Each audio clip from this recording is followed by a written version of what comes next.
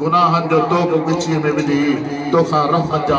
मग़फ़िरत जा तलबगार आहियूं मौला तू असांजी मग़फ़िरत फरमा तू असांजे हालत राज़ी थी मौला तू असांजो परेशानियूं दूर फरमा तो सिवा ॿियो रब कोन्हे तो जहिड़ो ॿियो करीम कोन्हे तोखां सवा काॾे वञो तो सिवा ॿी वाह कान्हे तू न बख़्शींदे त केरु बख़्शींदो मौला पंहिंजे सालिहनि जे सदके कामिलन जे सदके अकमलीन के सदके मौला असांजो दुआऊं क़बूल फरमा असां सभिनी जूं परेशानियूं दूर फरमा असां सभिनी जा सगीरा कबीरा गुनाह माफ़ फरमा मौला ही सारी जमात दस्त बदस्ता तुंहिंजे दरगाह में दुआ ला बा इल्तिजा मौला हिननि सभिनी जूं दुआऊं क़बूल फरमा हिननि सभिनी जूं परेशानियूं दूर फरमा जो मौला जेके जिन जे इरादनि मक़सदनि हाजतुनि जे लाइ तो रब जे तरफ़ हथ रखियो बीठा आहिनि मौला इन्हनि जूं हाजतूं रवा फरमा इन्हनि जे सदके असांजूं हाजतूं रवा फरमा मौला असांखे दुनिया ऐं आख़िरत जी ज़िल्लत खां बचा मौला जिस्मानी ऐं रूहानी बीमारियुनि खां बचा अल्लाह मुंहिंजा मिठा रब करीम असांजे जिस्मानी रूहानी बीमारियुनि खां असांखे बचा मुंहिंजा मौला जेके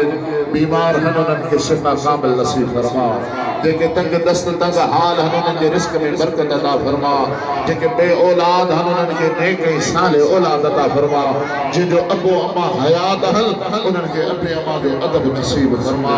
उन्हनि खे अबे अम्मा जी ख़िदमत नसीब फरमा मुंहिंजा मौला जिन अबो अम्मा ममात आहिनि उन्हनि जे क़ब्र ते नूर ऐं रहमत जी बरसात फरमा मुंहिंजा मौला पंहिंजे हेकड़ाई वहदानी जे सदके पंहिंजे हबीब दिलबर नबी जे सदके असांजी दुआ खे क़बूल फरमा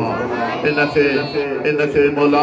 हिन दुआउनि खे हिन महफ़िलनि खे असांजे लाइ तोशे आख़िरत बना असांजे गुनाहनि जे करे असां ते गिरफ़्त न कर पंहिंजे करीमी जे सदके असांजी बख़्शिश फरमा मौला आख़िरी दौर आहे दजाली दौर आहे आज़माइशी परखा खां बचा शैतान जे विसवसनि फसादनि खां बरा पनाह में रख उन्हनि बुराइनि खां पनाह में रख जिनी तू ऐं तुंहिंजे हबीब मना फरमाई आहे दीन इस्लाम ख़ातिर जानी दिमागी रूहानी क़ुव्वत नसीब फरमा इस्लाम जो बोल बाला फरमा अहले सुन्नत जो बोल बाला फरमा हज़रत क़िबला साईं मुफ्ती उबैदुल्लाह साहब जे इल्म में हिल्म में इज़्ज़त में तक़वा में इज़ाफ़ो फरमा हज़रत क़िबला साईं मौलाना मोहम्मद इदरीस नाहिरी साहब जे सेहत ऐं तंदुरुस्ती अता फरमा उन्हनि जो सायो असांजे मथां ता देर दाइम क़ाइम फरमा